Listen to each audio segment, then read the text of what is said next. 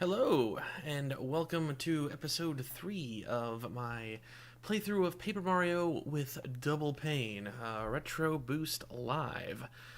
So I've been playing Paper Mario and the Thousand Year Door, but using Action Replay, started the game off with all badges, the objective of which is to start the game with Double Pain, which is a badge that inflicts double damage onto Mario. Basically, it turns the game into, like, hard mode, kinda. That's kind of the idea. You can get it, like, a couple hours in, but I wanted to start with it to see how that affected, like, the really, really early game. And so far, there's been a couple of close calls. I had one game over that was a result of bingo going wrong. Totally forgot about that. It doubles the bingo damage, the penalty that you take, when you get the 3 poison mushrooms, which would normally do half your health and damage, but half times 2 is whole. So it did all the damage. So that wasn't fun. So that could be a game ender at any moment. double pain causing issues there. Let's see. So now we're going into chapter 2. We'll see how this goes. Chapter 2, the enemies are going to get harder, so the further in, the more damage the enemies are doing. And I mean, it isn't like I'm going to have like a gigantic HP pool to draw from, so we'll see how it goes. I think I do want Last Stand. That may come in handy. Half damage, well, probably not. Half damage. It'd be better if they would miss. Miss entirely is what I want. Half damage if I'm at low health means I'm at 5 or lower. And that's not good if I'm taking double the damage. Okay, so I've kept a list of the badges that I've acquired organically so as not to... How the hell did Hammer Throw get equipped? So as not to just be super unfair and just have all the badges. How the hell did Hammerman get equipped? Increase the hammer power. I didn't equip these. Okay, close call. Jesus. Power Smash, Close Call P, Multi Bounce, Power Bounce, Mega Rush P. Those are the badges I have so far. And why are these weird ones getting equipped? Okay, so the rest, it's like I don't even have them. And how did Double Pain get unequipped? What's going on here? Alright. Mega Rush P. Okay, there we go. Maybe it's because I saved the game. Well, no, that didn't happen last time. Then again, I didn't check. But I wasn't doing more damage before. That's weird. I don't know what happened there. Okay. Well, I mean, look, Action Replay, giving myself all the badges, it's gonna cause problems. Alright, so I'm gonna grab the contact lens to close out this little side quest, because we'll need to access the other side of the town at some point. So let me go ahead and close out that. Take your contact lens back.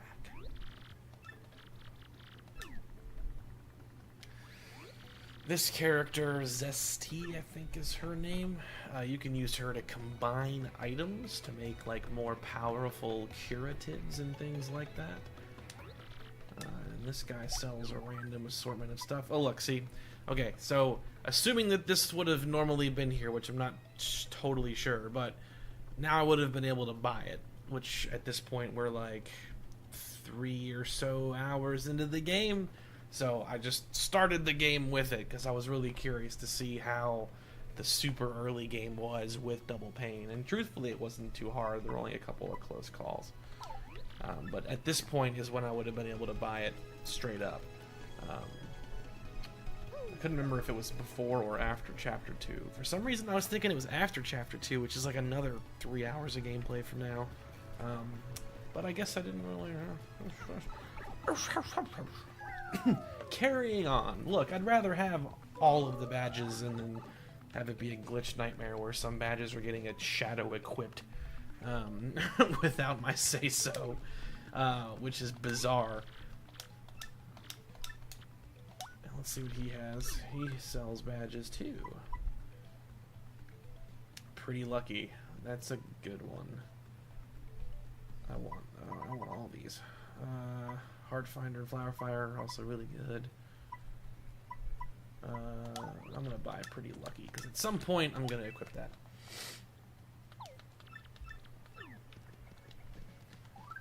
Maybe that some point is now. Okay, so whenever I get a badge, I'm notating it with a pen. So I just got pretty lucky. I could equip it if I get rid of these two. There we go. Multi-bounce, notated, power HP. God, that's so weird how it had all those weird... It had badges equipped. Didn't it have... It had hammer throw equipped, but that, like, would have exceeded my available badge points. And I never activated the code for infinite badge points, because that would have caused a lot of problems. It would have made it, like, 99, basically. And, like, you could tell when shenanigans are happening with that. I don't have infinite badge points. I don't even know how it did that. Whatever. Alright, so... This is where chapter 2 is going to begin. We already knew about the punies from the professor, and if we think back to trekking around here in the beginning of the game, there already was a puny to find and talk to.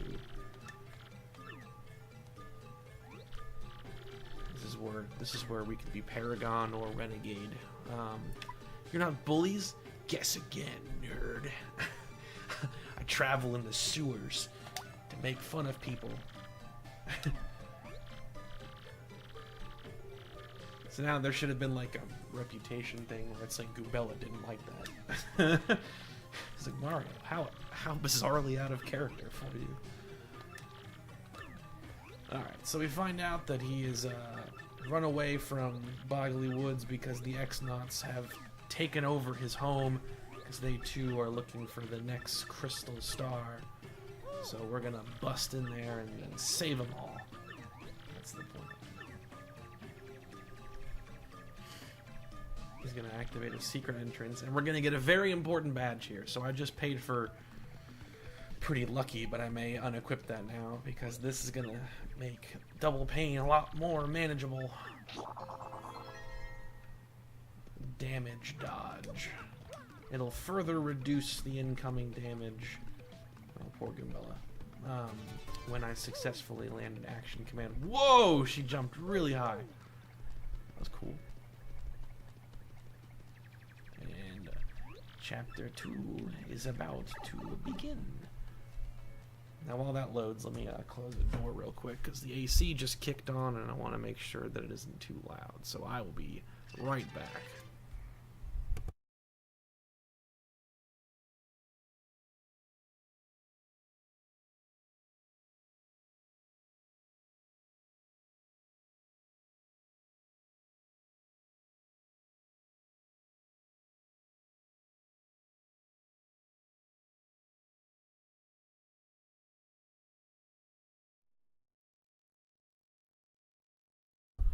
And we're back. Alright, chapter 2 begins. Hopefully there's a difference in sound there. The AC system can be kind of loud depending on the mic settings. Right, Boggly Woods has a really interesting visual profile. Like it's a lot of black and white, but there's also like this blue, teal, kind of rainbow ground thing going on. It's pretty cool.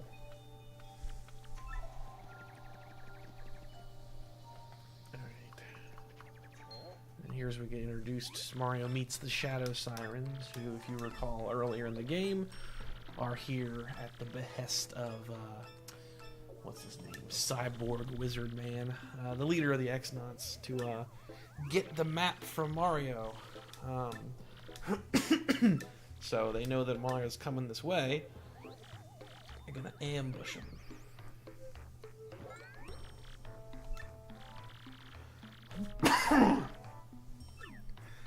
Vivian found a necklace that may or may not be important later on. The details are everywhere. Gratis, that was his name. I knew that. I didn't know that. I knew that. Mr. Cyborg Wizard guy. This is where we learn that the leader of the Shadow Sirens is a real jerk. Very abusive.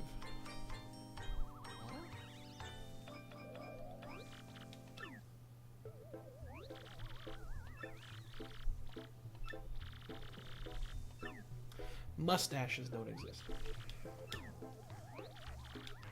So they have like a mugshot of Mario. I think there's another one of those. It's like the running joke about how he's like his mustache is so fiercely handsome. It's good stuff. Poor Vivian. If only she would leave the Shadow Sirens and join someone else. Maybe someone with a fantastic mustache. But that will never happen. Alright, now we're going to start to encounter the enemies of this chapter. So, first taste of piranha plants.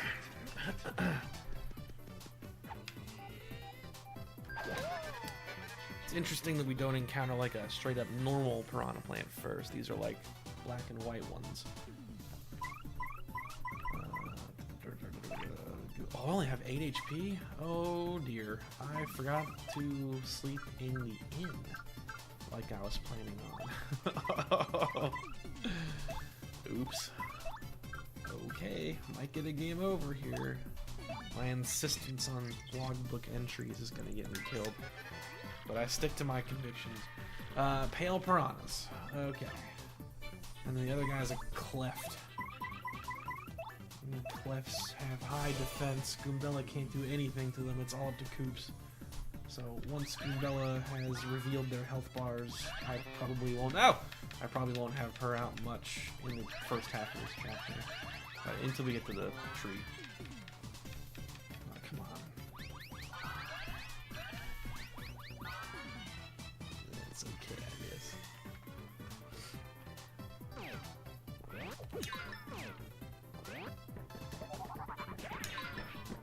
Alright. Now just reveal the cleft. And there's only one more enemy after that to reveal.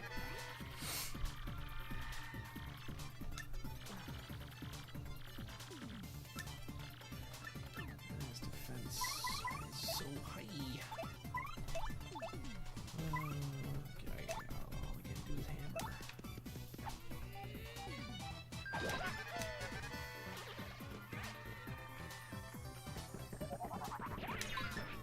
Cleft is one of those enemies that I am able to pull off the super guard with. I've done it before, but I'm not looking to take risks when I'm taking double the damage potentially.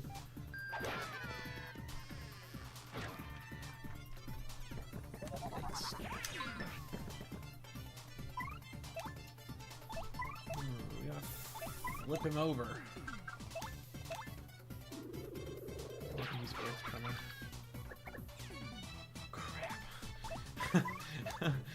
What to do? Oh, I need Power Smash. That's what I need. I'm an idiot. God, what am I doing? Alright. Well, Earth Tremor, and then I'm gonna equip Power Smash. Ah!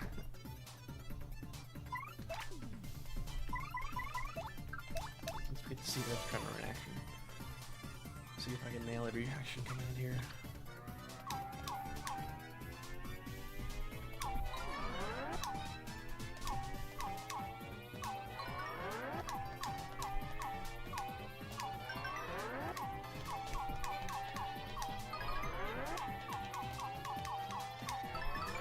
Yeah!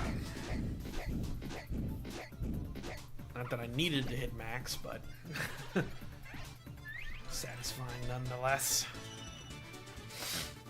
Not too far away from a level up either. It would be nice to level up multiple times before taking on the Shadow Sirens. Alright, so I guess, because Power Bounce is going to be worthless for the moment, I'll do... Perfect, I can rebalance and get... Oh, I forgot to write down damage dodge. I can't forget to do that, because then it's gonna get ugly. Alright, damage dodge. Cool, so I got pretty lucky and damage dodge, so I am well stacked for dealing with threats. Precautionary heal.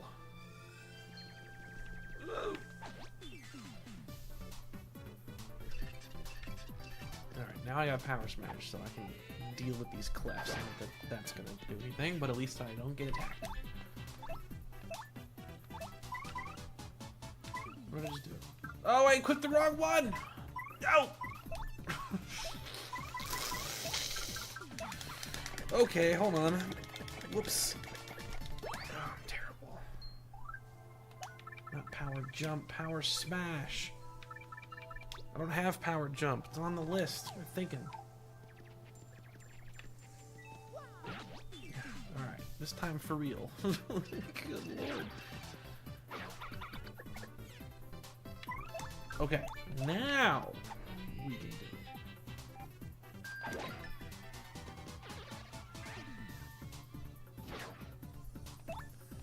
Screw you, scenery.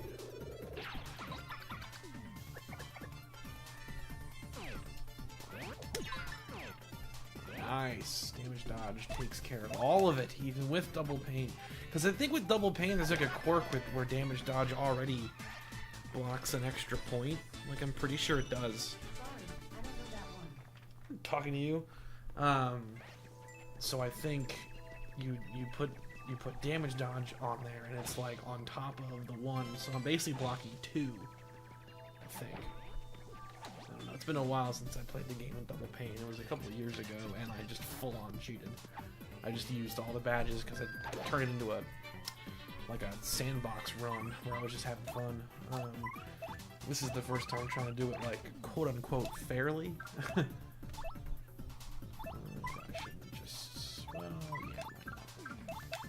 Take them all at once.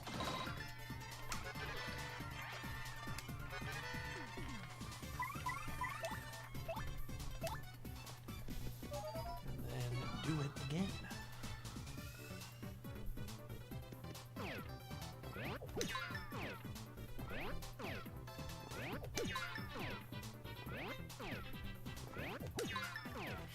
Damage dodge does not affect partners, it's only Mario, so it behooves me to keep Mario in the back.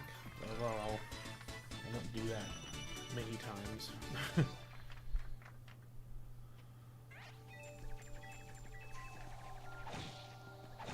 Check all the trees.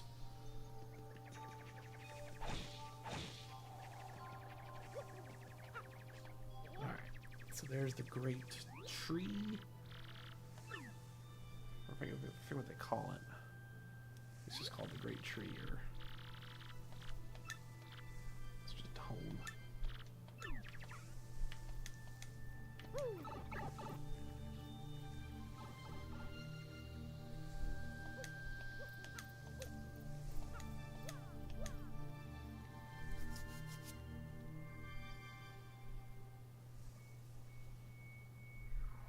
Yeah, the Great Tree. Again, like, pretty cool scenery. Like, it's black and white, but you got like the god rays are coming down, and like they're moving around as if there are leaves. The ground's got that cool gradient color thing going. It's pretty sick. There's a lot of changes with like the lighting and the remake of Paper Mario that's coming out, so I hope that some of those elements are still present, because it seems like they're leaning more into making it look like cardboard, like the world is made out of cardboard and paper, whereas this game, the characters are paper, but the environments are mostly like this game's interpretation of photorealism. Like, they're not as stylized. It's a mixture. It's really cool. It's weird. Some things like totally are made of paper, like the hook-tailed dragon was like made of folded paper, but you know, not all the scenery is. Like, this tree just looks like a tree. It doesn't look like it's folded paper. It's weird. It's a weird choice, but I think it works. Alright, so basically the X-Nauts have installed a door, so we gotta find the secret entrance. But it's hidden. Luckily, our little hamster friend knows who can reveal it. Madame Flurry, a retired stage actress who lives in the woods. She's like a ghost too, I think. Like I don't really know what she is.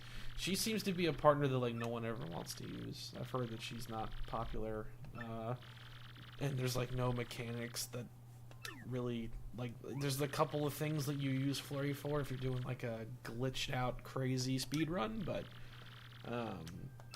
I never use her personally. I have tried. There's some situations where she can be really useful, but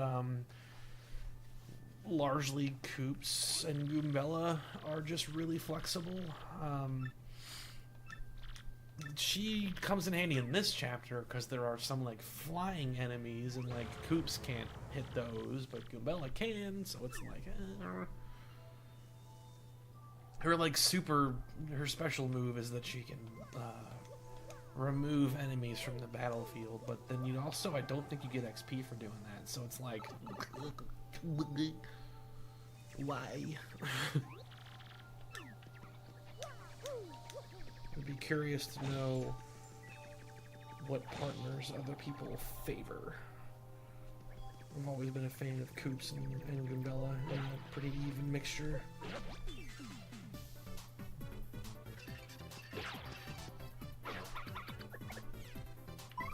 Power smash you.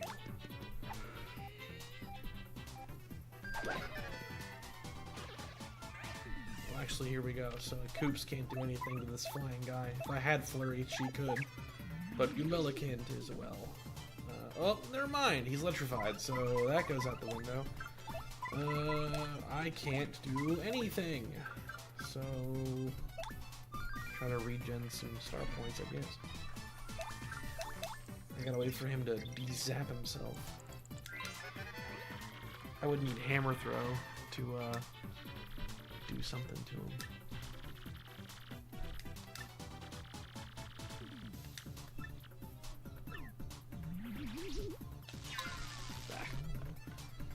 That did a lot, even with damage, so I just did 2. Crap.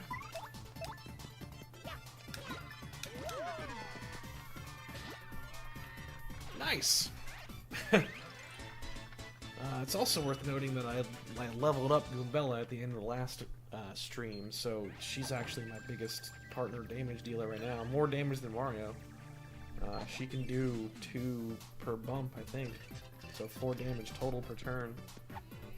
Mario will get that by the end of this chapter, but for now, Goombella is the strongest.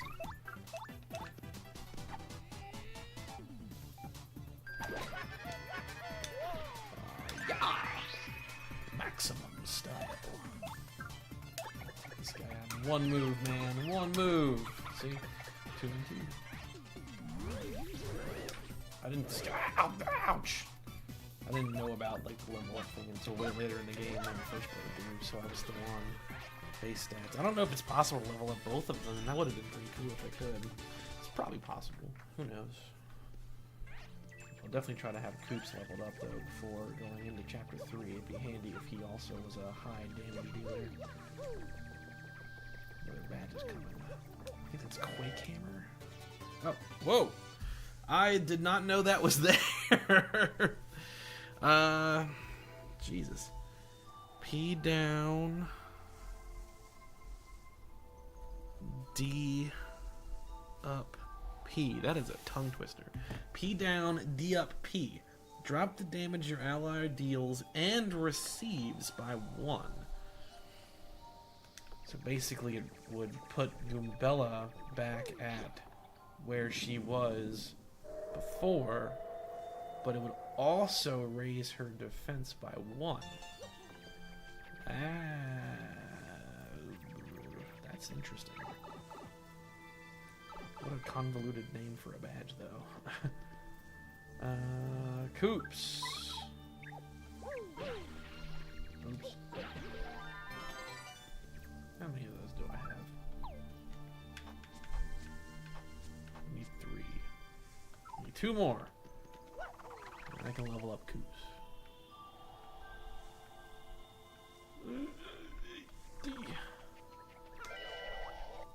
And Quake Hammer, which actually, Quake Hammer is an alternative to relying on Power Smash.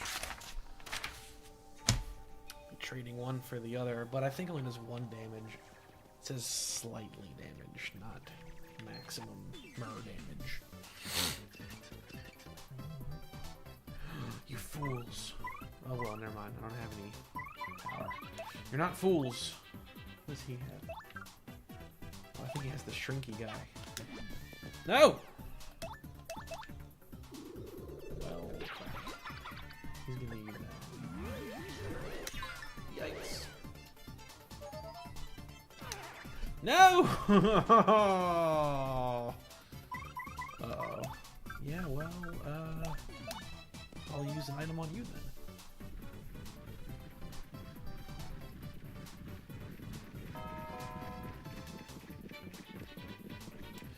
Alright. Crap.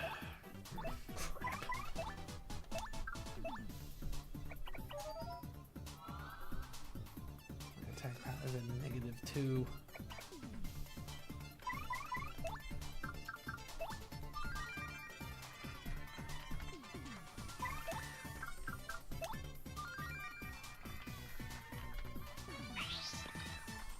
Alright, finish him off. Well, alright, damage dodge is definitely paying off. Basically, I miss if I get it, I avoid a lot of damage. If I miss it, I take a truckload of damage the further into the game I get. Now, if I increase badge power again, I could equip Quake Hammer and other stuff. Like the P up down, P up P, PP, or HP. Or, you know what? I'll do HP this time. Oh, crap. Shadow Siren fight's coming up, so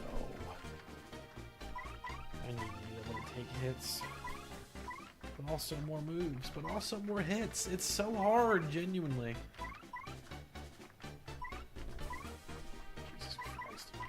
I'll give myself a little more flex and then lead into flower power and badge power next.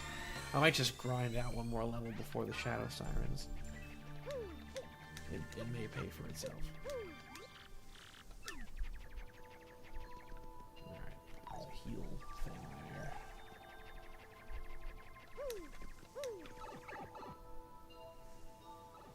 Oh, there's a star piece there I gotta come back for.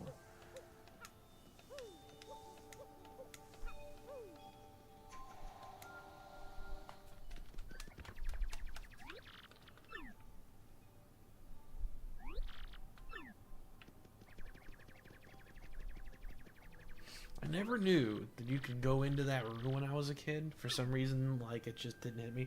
I've talked about this before on the channel here and there. Like, I was bad at games when I was a kid. It took me forever to get through any game. Get stuck frequently, have troubles. I loved this game, and I didn't beat it initially because it was a rental when I first played it. I got toward the end of this chapter before it was time to bring it back to definitely a Blockbuster. Yes, yes, that Blockbuster's closed now. I think it's it's one of those places where it's like, come here for buy stuff here and resell it online. It's one of those places now. It's a sad ending to a Blockbuster, but yeah. So I never knew you could actually go in this room. There's like a treasure chest in there and everything. Ah, greetings, Sphinx. Nice to see you again. Troubleshooting your Philips CDI. Oh, I have had a lot of stuff break on me this week, so I feel you. My 5X Pro's SCART input is on the fritz. And the whole reason that I got that one chip SNES is because my current one's power supply is getting increasingly unstable. You have to like really finagle with it to get it to turn on right, because there's like some physical damage on the back of it. So yeah, I feels yeah. What do you think's going on with it? Like, what's it doing? Is it not no video, no power, mixture of both, crappy video? Oh man, the stream's having some troubles. What's going on?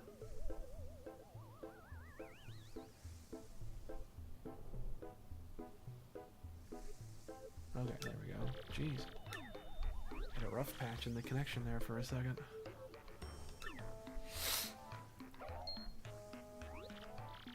Yeah, they are awesome. I was not expecting it to be as drastic as it ended up being.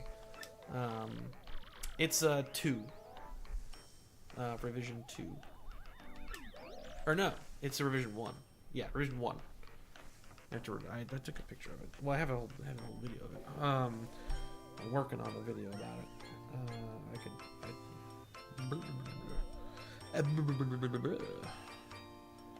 There's the mugshot of Mario. It's so funny.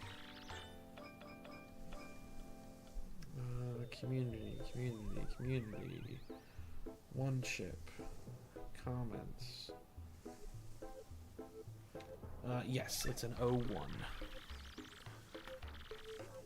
Opened it up. I also opened up my other one just so I could have both on tape. I did a bunch of capture work earlier today and put that together, side-by-side footage using HD Retrovision component cables and SCART cables, with the 5X Pro and 1080p over Super Nintendo sampling. And like, man, there's a difference. Like, it's measurable. And like, I knew that it would be, but like, man, it's some games are like more definitively better looking than others. Like, it just depends, but like, there's a difference. It's impressive. I've been thinking about getting one for a long time. I'm just like, they're not exactly cheap, so I wasn't trying to spend that money if I didn't have to, but the power supply issue with the other one's kind of forcing my hand. And the store that I grab a lot of my stuff from happened to have one. Well, they had one, that one sold, and I was like, oh dang, I guess I missed it. And they were like, no, we got another one in the back, and they brought it out, and it was like, it looked like it had come from the sewer, like it was gross looking. And I told him, I was like, I might just wait for one to come in again that's not like a dumpster fire like this.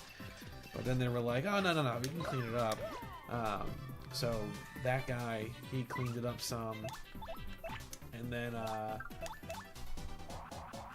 after testing it right then and there, just to make sure that it was good, I took it home and finished cleaning it. And it did clean up quite well.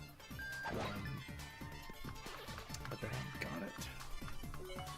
And yeah, it is brighter too. In addition to the sharpness, there's like a brightness difference too. It looks better. The HD Retrovision cables, they have 2 settings, bright and dark. The bright setting looks very appealing on the 01 on the 1 chip.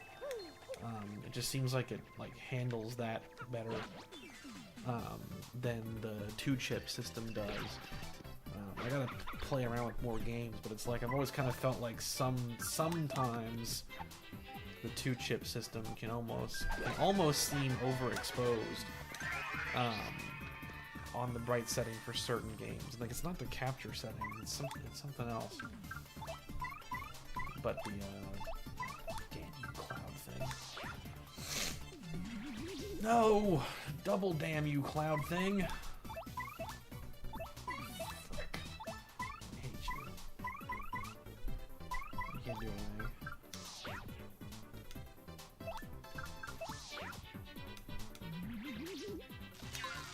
Ow! Best you got?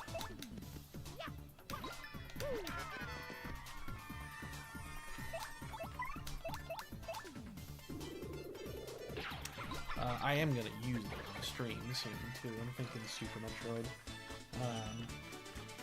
Because someone in the Discord server for the channel recommended me 8-bit dough, and I got the Pro 2 controller, and that thing is flippin' awesome.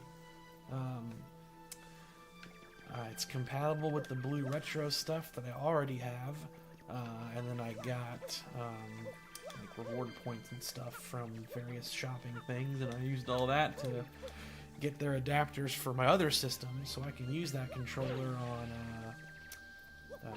Super Nintendo, PS1, PS2, Genesis, and NES. It's really awesome. You can even program like custom button mapping profiles, so it's like it's awesome. So I want to use that on Super Nintendo with the one chip system. That's my next plan. I may do that in this game alternatively. Alternate between them.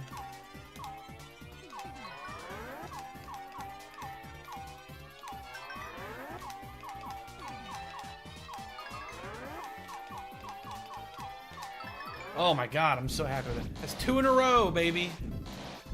2 of those in a row. I mean, I barely ever make that. That's the most damage that you can deal at this point in the game, is 6 like that. Very heavy. I think I might just grind out one more level up before taking on the Shadow Sirens. Get some more flower points.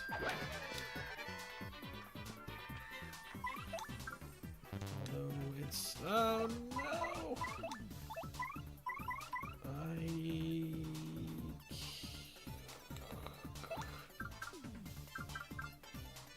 I'm in trouble. I gotta equip Quake Hammer. Well, no, because Power Smash is... oh god, what was I saying about grinding? I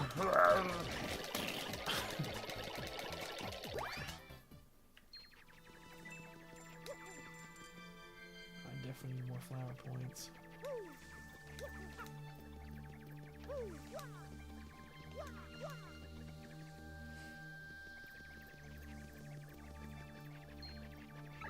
Nope, leave me alone. I gotta heal.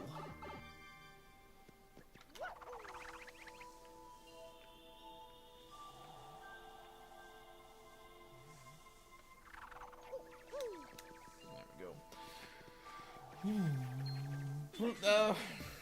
No clefs, no clefs, no clefs. Okay. Oh, he's got lightning rage though. That's gonna hurt.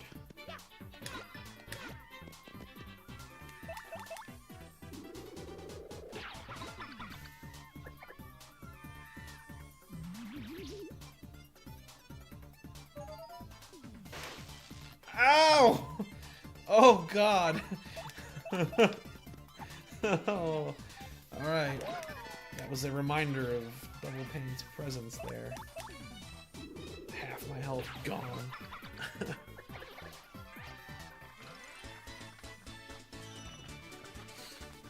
I'm doing an encounter with like 4 of them. Oh. It gave me Thunderbolt. That's cool.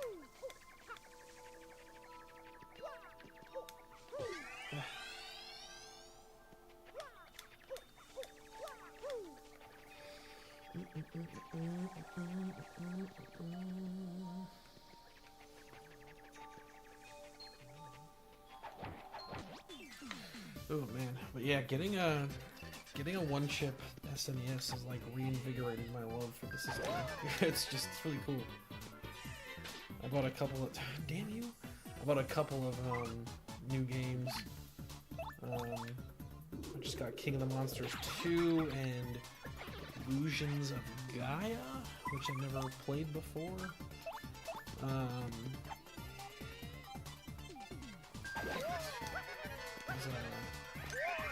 You know, it looks, the side-by-side footage that I put together today, I mean, it tells you 2 things. Number one, when you upgrade the cabling, you know, you go from composite to RGB or composite to like HD Retrovision component, using something like a 2X Pro or the 5X Pro, or just like straight up like a CRT or a PVM, like the quality jump, it looks awesome. Like the the one chip just squeezes the maximum out of it when you have all that stuff together at once. It's just so impressive. Taking a screenshot and like texting it to a friend, the way that it gets like shrunken down and everything, and it tightens up, like it looks like it's emulation. Like you could very stop dropping stuff on me. Like you could totally tell someone that it's emulated, and they really, unless they really know better, they won't know.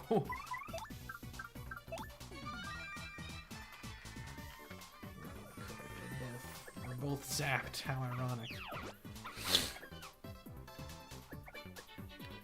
Legends of Legaia. I have not heard of that one. I'm not aware of too many PS1 games. PS1, like the library as a whole. That is a console that I need to buy more games for. It's definitely the minority of all my stuff over there. Right now, just kind of glancing. Xbox One, because that was my system for that generation. I probably have like 100 games over there. Followed pretty closely by GameCube, Wii, similar number there, getting close to that kind of count. GameCube and Wii, and a little bit of PS2 is what I've been focusing on growing lately, but I'm starting to pivot to SNES now that I got the one chip. So I don't have any PS1 games. Probably barely 20.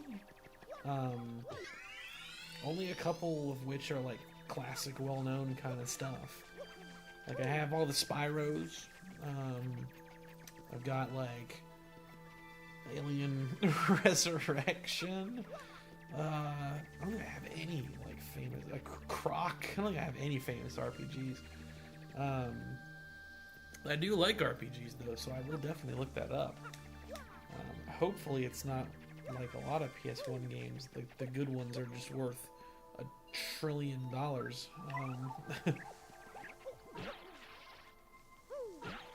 Tori, who does a lot of videos with me on the channel, Retro Boost Arcade, and our podcast, he got me into Onimusha. Recently played that.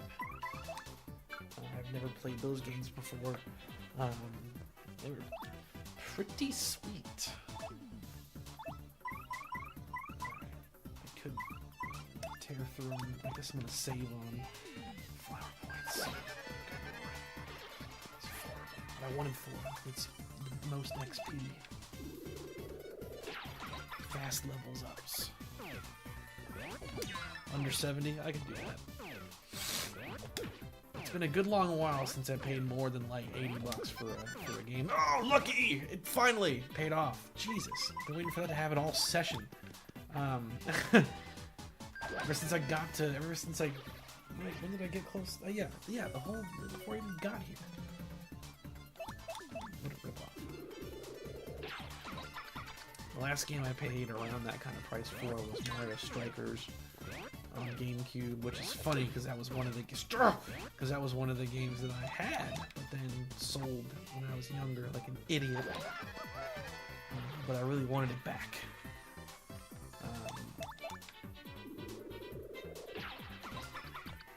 Let's see, I can check something real quick. Man, I'm blowing it on these action commands.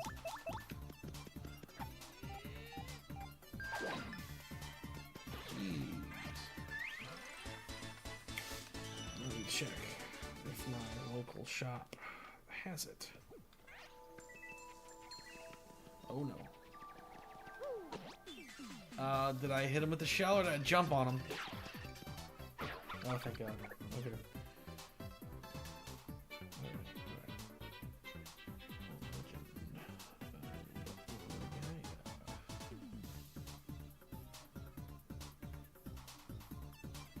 Man, you were dead on the money.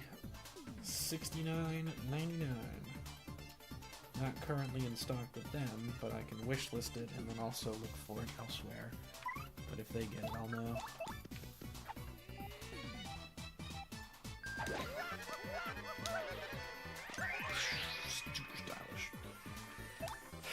of rare games.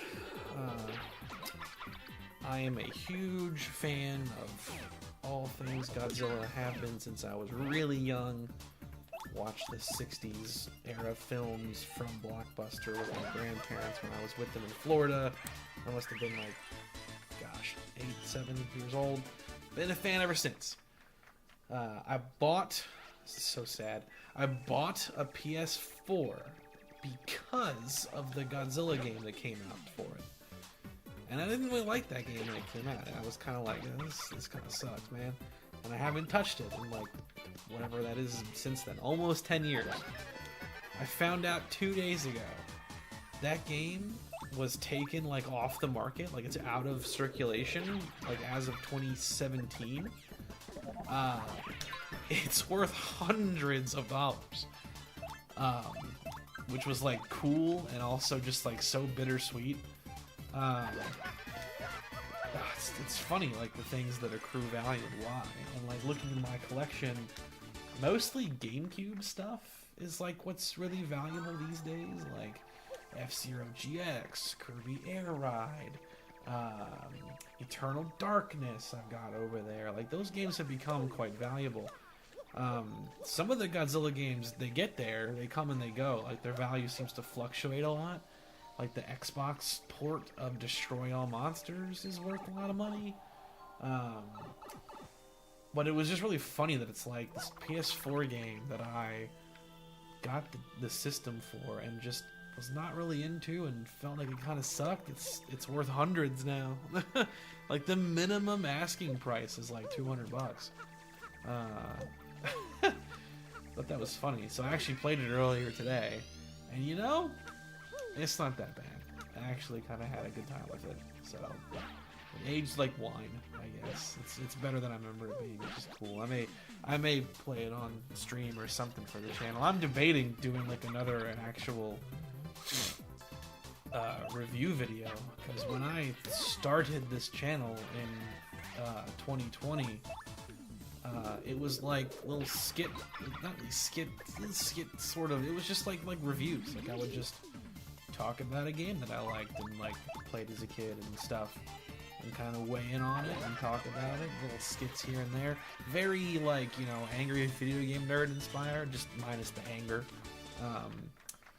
There's no gimmick there regarding that. Just having fun. It was fun to make them, and I'm debating making like a Godzilla related one, since we're getting a new Japanese film, and there's a sequel to Godzilla vs. Kong coming out. I never did get to the third game in Pipeline series. I did a video on Godzilla Destroy All Monsters Melee and did a video on Godzilla Save the Earth, but I didn't do the third one. I actually said that I would too.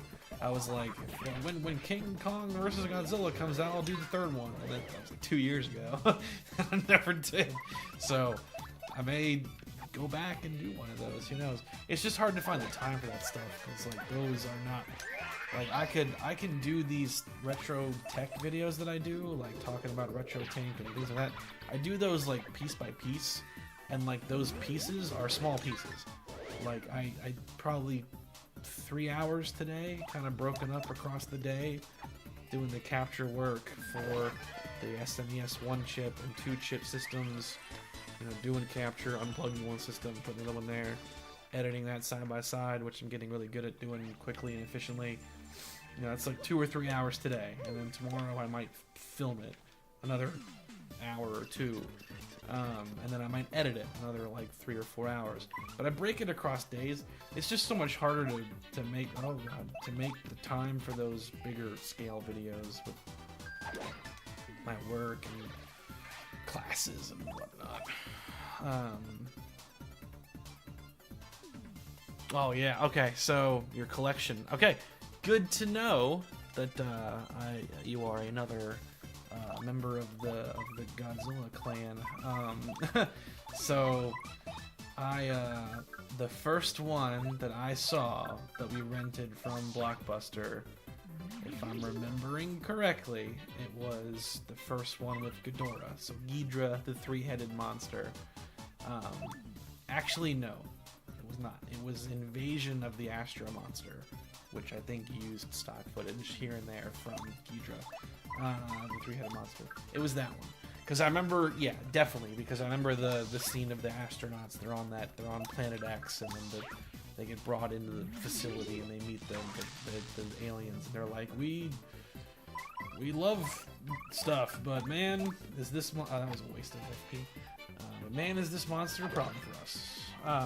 That was the first one that I saw as a kid. Invasion of the Astro Monster, aka Monster Zero. And I just really liked it ever since. And like, I wouldn't get another taste of that franchise again for a very long time. It was a couple years, and then my parents bought a VHS copy of the 1998 American movie with Matthew Broderick, which as a kid I loved. And a part of me still really likes it. I think it's a great, like, mindless action film, a great monster movie, but it definitely fails to be like proper Godzilla for a variety of reasons.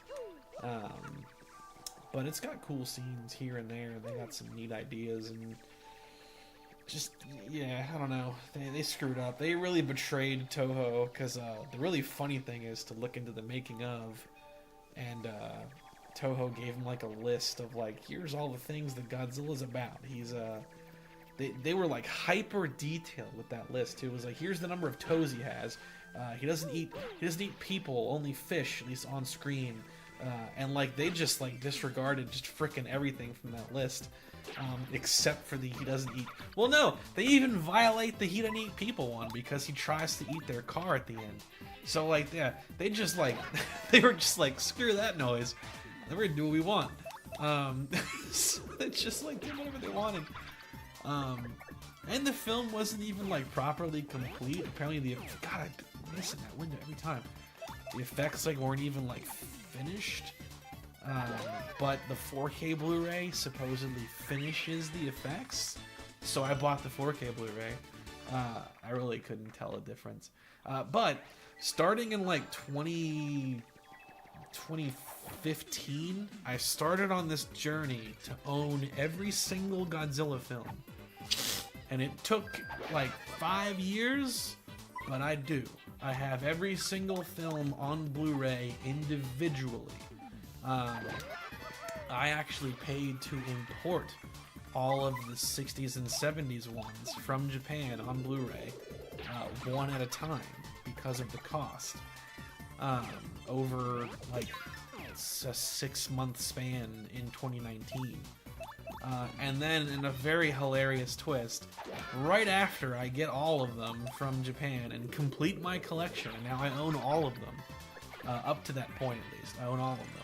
Then my brother sends me a text, and he's like, yo, look at this coming out, and it's that Criterion collection, the first time in history that the 60s and 70s era films have been released on Blu-ray in America properly, like everything. And I was like, God damn it. So then I bought that too. So I have like Japanese versions from Japan that are like single, like what you would buy in a store there. Like, it's just the movie, here it is.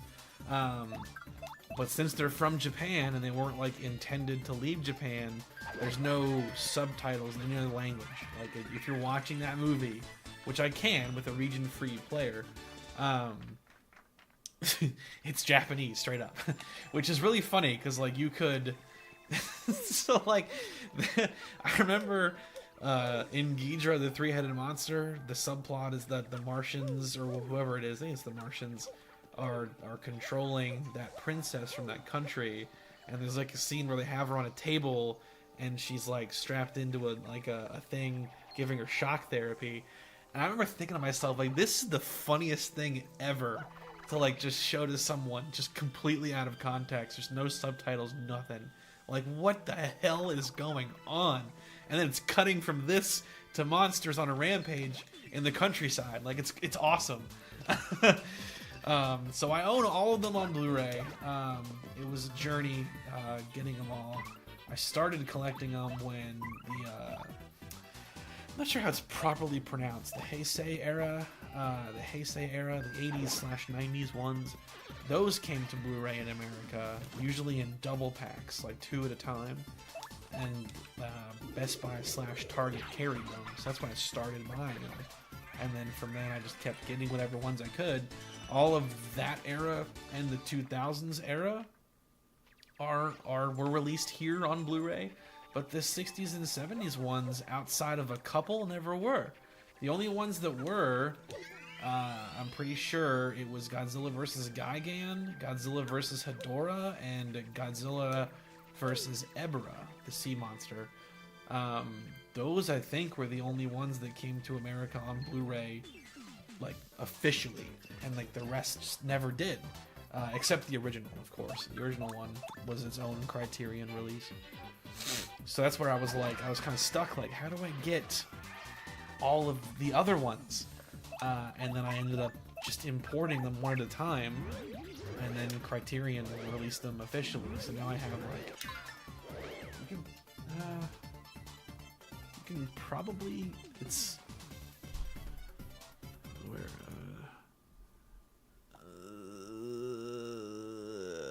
there it is. There's his mouth right there. That's the Criterion collection of all the Showa era films. So I've got duplicates of some from Japan, some that thing. But I own them all, including the most recent one, the most recent American one, Godzilla vs. Kong. And I saw that you said that the most recent you watched was Son of Godzilla. Oh man. Godzilla says I have to fight my own battles. That's not that movie, but same character. A buddy of mine and I watched Godzilla's Revenge together. That movie is tough to watch. It's tough. Alright. Now I'm ready for the Shadow Sirens. I'm feeling tough. Got more flower power. So let's do that now. I do need to save though. That's a lot of progress to potentially lose. Is there a save block here? No, there's one in her house though. I'll save there. Oh man, okay, so then you brought up Megalon. So when I saw them via renting them at Blockbuster, because I say that they didn't come, went the wrong place. I say that like they didn't come to America officially, referring to Blu-ray. I'm a big Blu-ray collector. We collected DVDs when I was younger, but then when I was kind of on my own, I've been all about Blu-ray, and I want to just, I'm really weird about that kind of stuff. Like I don't want to collect both. I want to collect one thing and have it look all consistent on my shelf. So Blu-ray.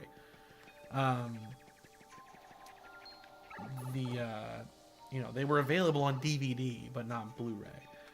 So I was able to continue, renting them, or the other way that I was able to watch a lot of the Godzilla movies was on TV. And I remember having, I think it was probably I don't think it was Sci-Fi.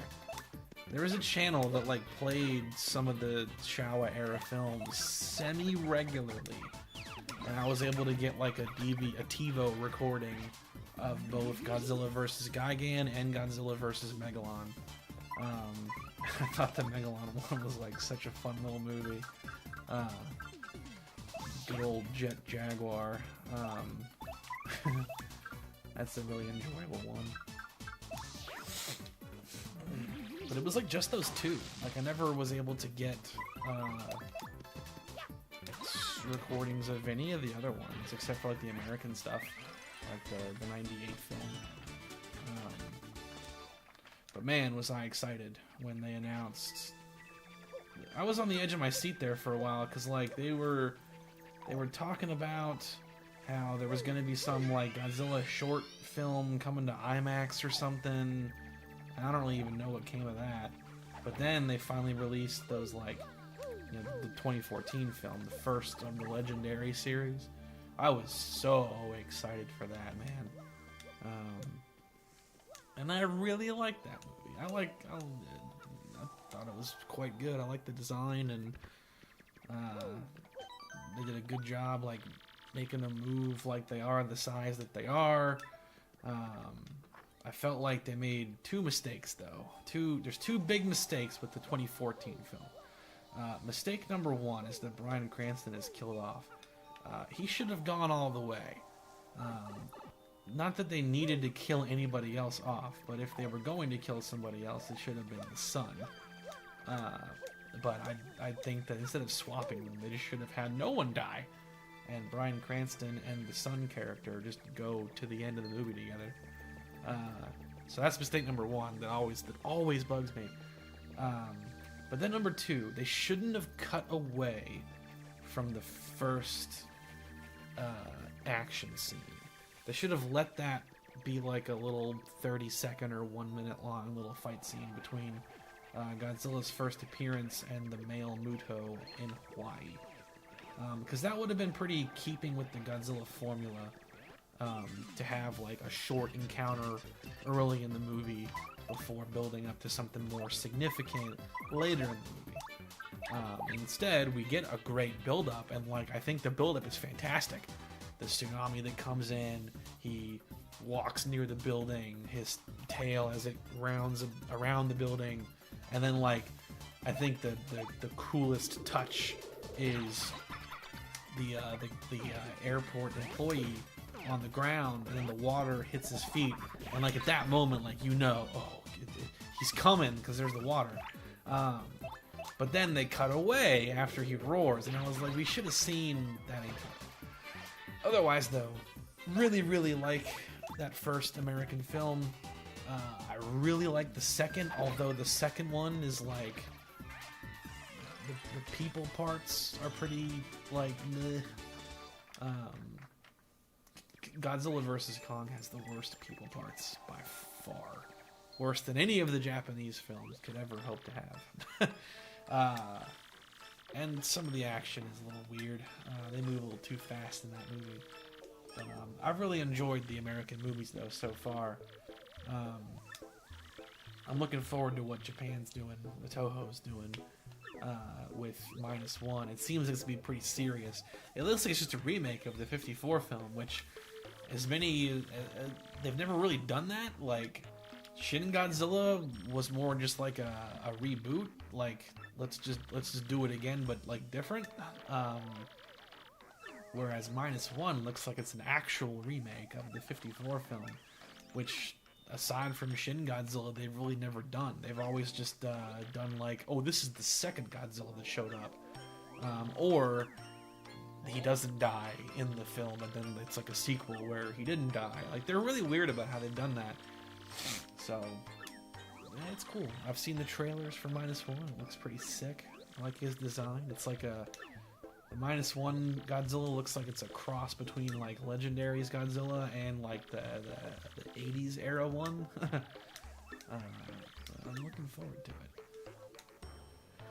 I'm gonna have to play that game some more now because we keep talking about it, and that game is okay, but oh my gosh. Alright, so now the Shadow Sirens. So this is gonna be interesting. Major boss fight. We got 3 opponents here, and they've all got a variety of weird attacks. I should have brought Bella in. I should reveal the health bars.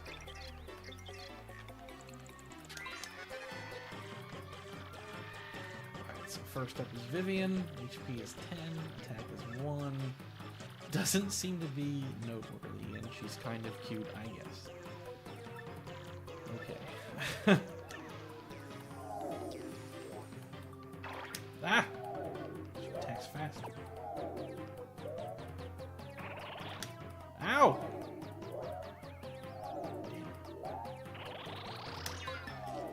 Okay, block 1. Oh, man, I should have equipped like a jumping move or something.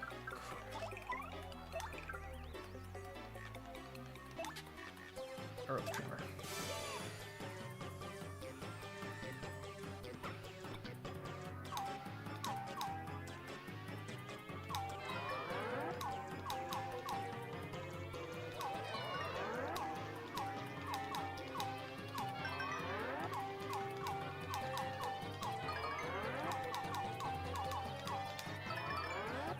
Dude, I'm on fire.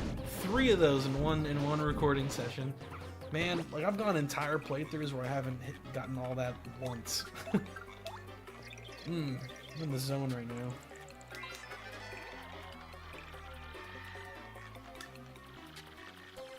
Attacks 2. Charges her attacks occasionally. She's the toughest. Should defeat her first.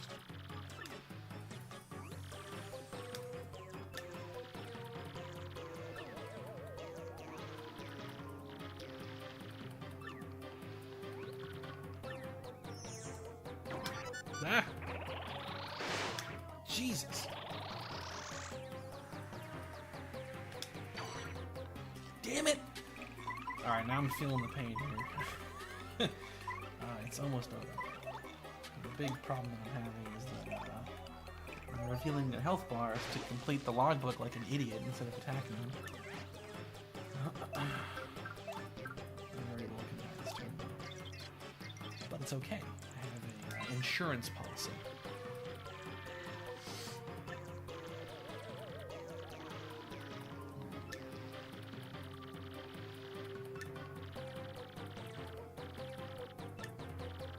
She has the shrinking power. I forgot about that. Oh no. Oh no. Okay, wait. Triage.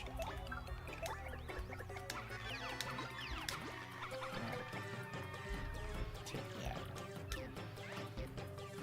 Hitting max Earth Tremor really help.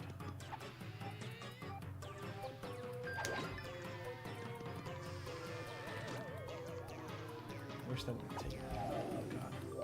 Oh god. Oh god.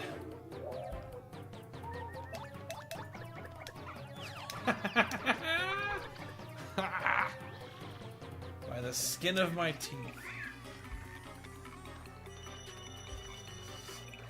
I needed that HP after all, clearly. I would have had 20 and I'm at 5, so I would have been dead. It's okay though, I have that life shroom still.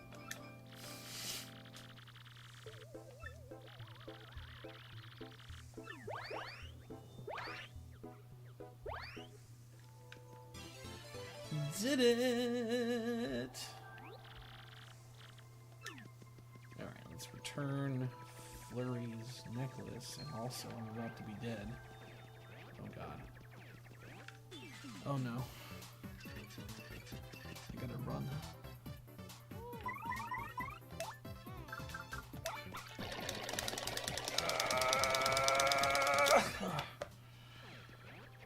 Rapid fire.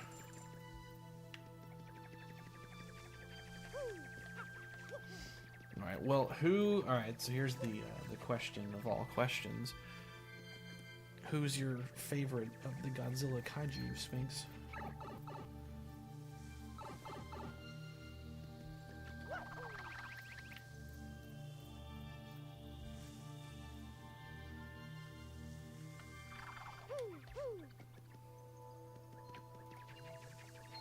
Leave me alone. Oh god. I need heals.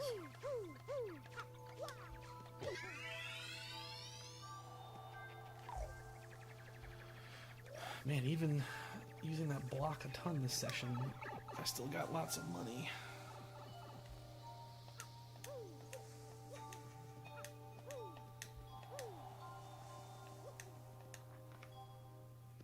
It's a hard question. I see there's a delay, so like I know that there's a delay, but I can see you're thinking. Oh, that's a good answer. Destroya. Destroya.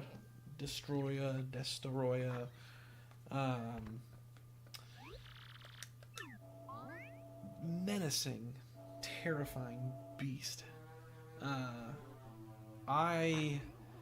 The first thing I thought watching Godzilla King of the Monsters when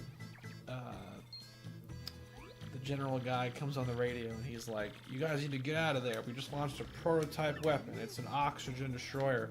I was like, man, I really hope that it's not just like a stupid, weird an organic Easter egg because of how like directly he just addresses this thing. I'm really hoping that their plan is like in Godzilla 3 or Godzilla vs. Kong / Godzilla vs. Kong 2 that they're gonna do like their own version of Destroya. They probably won't. Then again, who knows? That's my hope though. Because that thing's just, it's a really wacky beast. On top of everything that thing has going for it, it has a freaking laser sword. Like, it's also like the only Godzilla kaiju that takes his red spiral ray without dying immediately. Not that it takes it too well. Like, I like how it spurts a bunch of blood. It's such a, oh man, it's a cool monster. It's a very good answer. I would say mine is probably Mechagodzilla 3, aka Kiryu,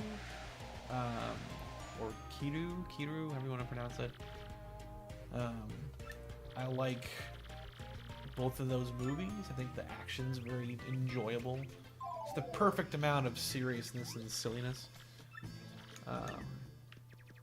Just like his design. Oh wait, why can't I go in here? I want to go in this room! Is it because I got all the badges? Doesn't make any sense.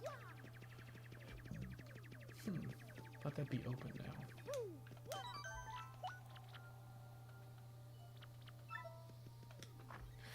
Maybe if I leave and come back. I'm also really partial to Space Godzilla. As silly as his name is. Oh, there we go. I like the traits and the abilities that creature has. Miki!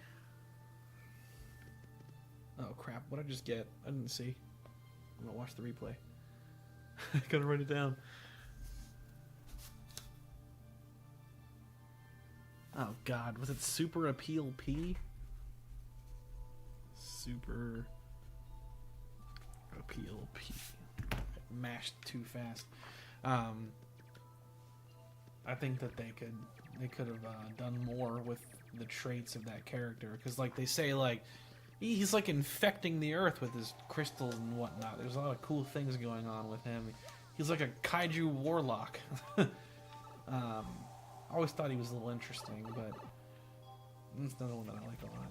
I was happy to see that he's in that PS4 game that I mentioned before. You can play as him, which is pretty cool. Just Destroya as well, actually. All the major ones are in there. Destroya's cool. I've always liked Gigan as well. He's a little silly, but the 2004 design is pretty killer. Black and red, and giving them chainsaws. This is pretty sweet.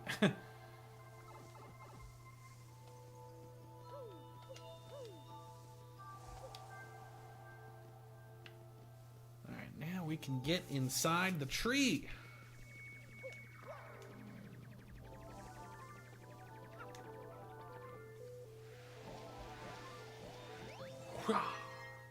Behold, the secret entrance.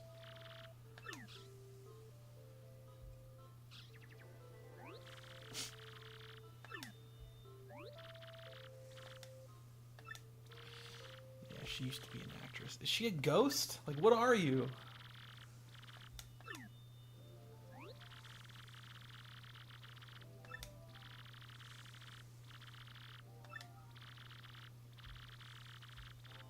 You have a ghost partner in the first Paper Mario. It's a Boo, which is kind of cool. And I feel like that's what she's the... Well, no, because there's another one that's even closer to that than this, but... whatever. I'm not gonna use her really ever. Goombella for the win.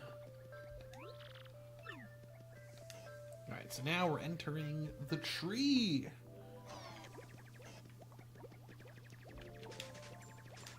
One thing I will say about Destroya that I've always liked is Destroya is just actually evil for evil's sake. The way that he just brutalizes Godzilla Jr. for just no reason. Makes me sad. It's just an evil bastard of a monster. Oh, Biollante? Actually, Biolante's really cool. I like Biollante quite a bit. Really big.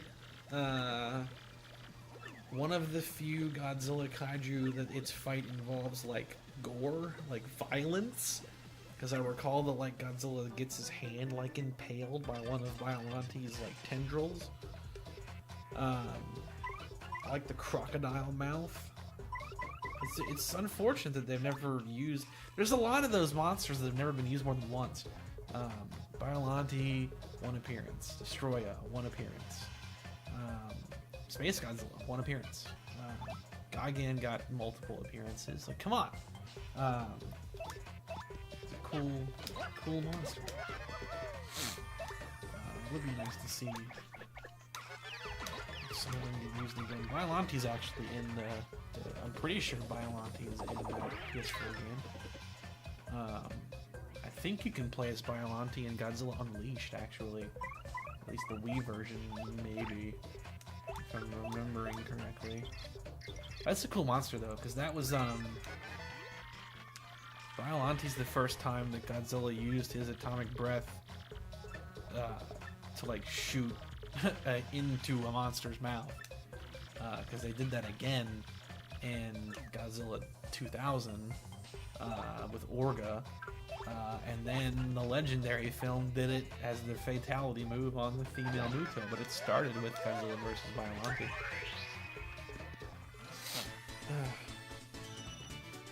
That and the first Godzilla vs. Mechagodzilla has a beam struggle. That's like so ahead of its time. That's freaking crazy to me. Like mid-70s, Godzilla and Mechagodzilla shoot their beam. It's Mechagodzilla's eye lasers and Godzilla's atomic breath clash, and I'm like, man, this is the beginning of what would become Dragon Ball right here. I thought that was. I watched that today because the streaming service Tubi has like all of the Showa era films right now for free to watch. Otherwise, I'm not sure how I would watch those outside of Blu-ray currently. I own like all of the 80s and 2000s ones digitally on Vudu, but not the original era ones. So I was watching that today. The only problem with them is they're not good scans of those movies. They look pretty horrible, and like they don't look that bad on Blu-ray. So that's the one detraction. But if you wanted to watch any of those, Tubi currently has them all. So I was watching that, and I thought that moment was like so interesting because I was like, "Damn, I didn't know that." I don't remember that happening this early in the franchise because they do that at other points too. Like I think they do it again in Godzilla vs. Mechagodzilla 2. I think at 2 points in that movie they have little beam clashes. And then Godzilla Final Wars also has a prolonged beam struggle between Kaiser Ghidorah and Godzilla. You know, that's a great question because you really have to put yourself into one of two states of minds when you watch 60s, 70s Godzilla films before they got like really professional. In the sense that they were really trying to sell you that this is a real giant thing on like a lavishly detailed set. You're gonna have to either today, like you enjoy it ironically, like you recognize the ridiculousness and you laugh. The other perspective, I guess, is what they would have been thinking. So like, were they immersed? Like in the 60s and 70s films are like very fun movies, and like I think the biggest thing that makes them different than the more modern ones for suit Godzilla movies is like the speed. Like the actor in that Godzilla suit is insane. Like he is always just kicking his feet in the air and like he's running around and tripping and falling. He's so fast that it's like really hard to sit there and think this is a monster that's, you know, 50 meters tall or whatever they were at that point in the franchise. They don't move like they are. So it's like, I don't know, like you think they bought it like back then, like people were like scared or like in awe. Now obviously the original film is a whole different story because that was like more of a horror movie, so they were doing a lot of slow shots and low angles, but the further in you get, the less of that there really starts to be. They only like kind of try to go back to it with like the last two, Godzilla versus Mechagodzilla, and then the Terror of Mechagodzilla. So I don't know. It's fascinating because you can read about how the movies directed by Ishiro Honda were like held in such high regard at the time, but you watch them, you got to think like what you just said. Like I have no idea what people would have been thinking at the time. Like what does it even mean to like hold movies like Mothra and Ghidorah the Three-Headed Monster like good movies? Like what does that mean? I don't know. But hey, I'm glad that they made them because oh no, oh my god, almost had a repeat there.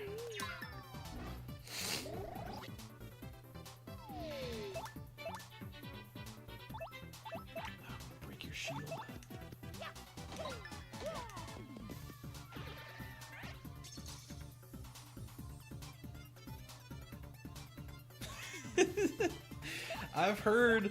I've heard jokes like that. Oh damn it! I missed that. There's a web series I enjoy called Caravan of Garbage. It's by a channel called Mr. Sunday Movies, and they had something just like that where they were talking about something from like the 40s, and they were talking about how like people would be crapping their pants in the audience. And like one guy would stay and he'd be like, I paid good money to crap my pants here. Because of how too real the stuff was. I think it was like in reference to I think it was King Kong, how they cut the oh no, he struck first. In the original King Kong, they scrapped some scenes because they were too horrifying. It's like, you know, we look at that movie now and we're like, what do you mean too horrifying? Like, what are you talking about?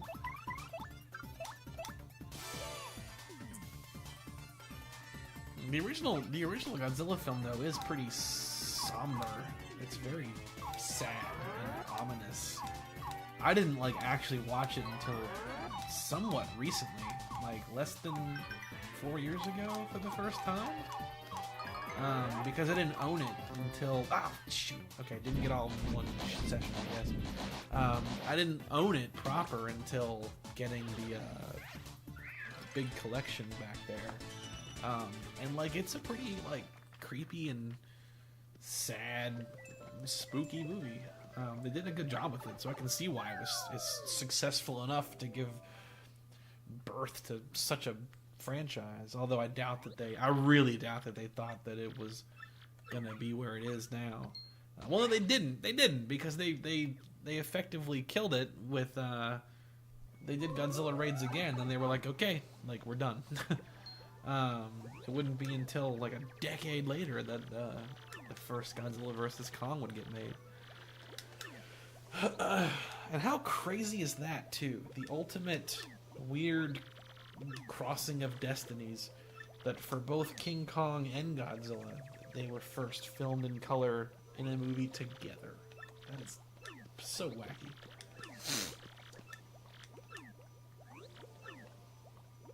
It's a fun movie too.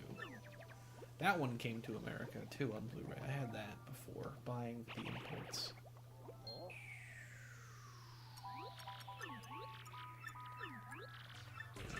To Miss Mouse again. I'm gonna get her as a partner later on in the game. She keeps stealing things.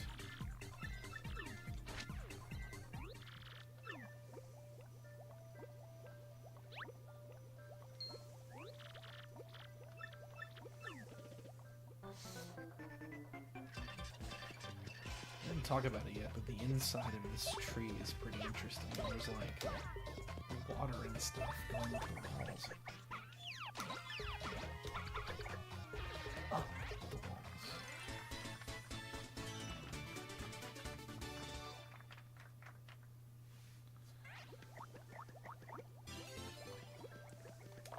See, with giant monsters fighting, going back to that speed thing,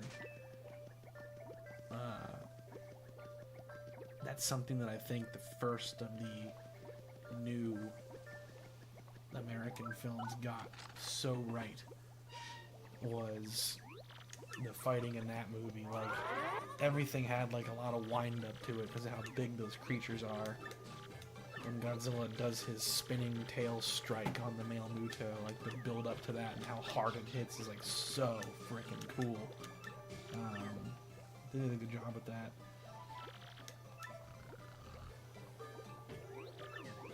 With the original films, you get like one of two things. Either it's the two guys in the suits just like slapping the crap out of each other, or sometimes there's like more sophisticated moments of choreography. But again, like, I really would love to have a time machine to be in the theaters when like Godzilla Raids Again came out and he was fighting Anguirus for the first time. The Gamera films too, with that said, have a lot of that. Gamera and all the monster he fights. Similar silliness. But then again, not done for comedy. Gamera, like Godzilla, initially very serious, so you gotta wonder what it was like for audiences.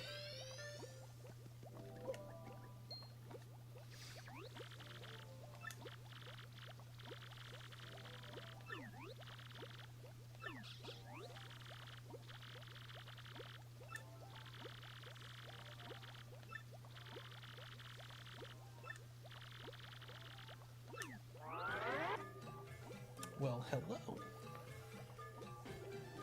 I was wondering when you were going to show up.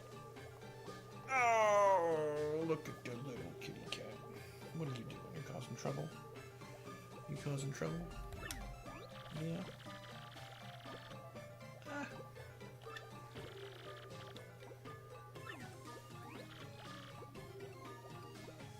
That's a big jump. You sure you want to do that? Oh no, don't. Crazy cat.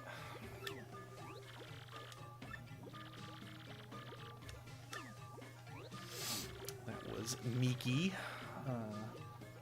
new kitten we adopted recently. She lost an eye due to a virus and had to have it removed. She's actually going for a follow-up surgery next week to fully get it addressed for her. What are you doing? She thinks the TVs are real, so she's probably seeing all this and is like, oh my gosh. I don't know. It's, the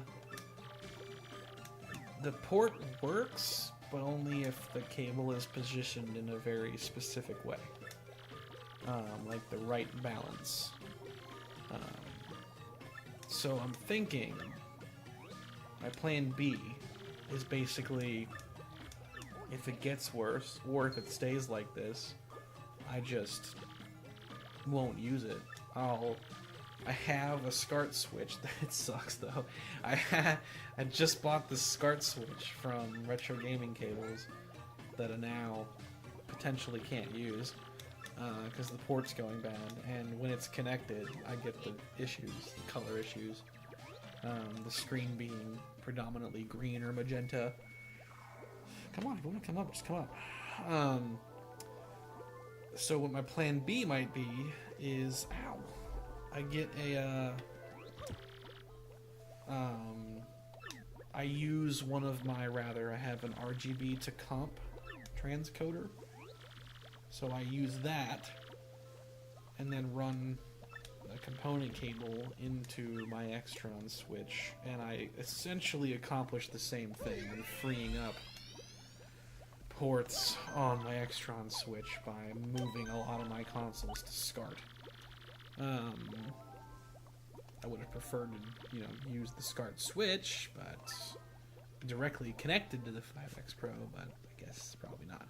However, the perk of doing it that way is that that's going to make integration with the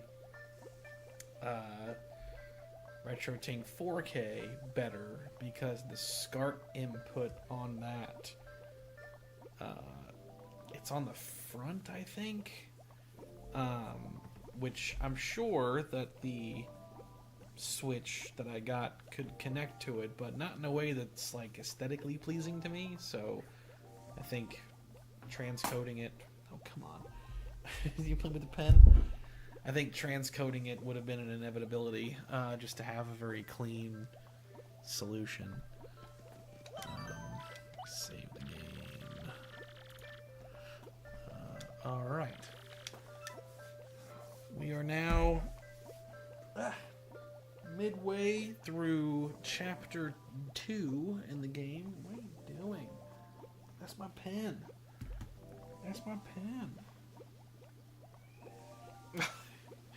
You're so loud you want to be. The little protest meows that you do. Causing trouble.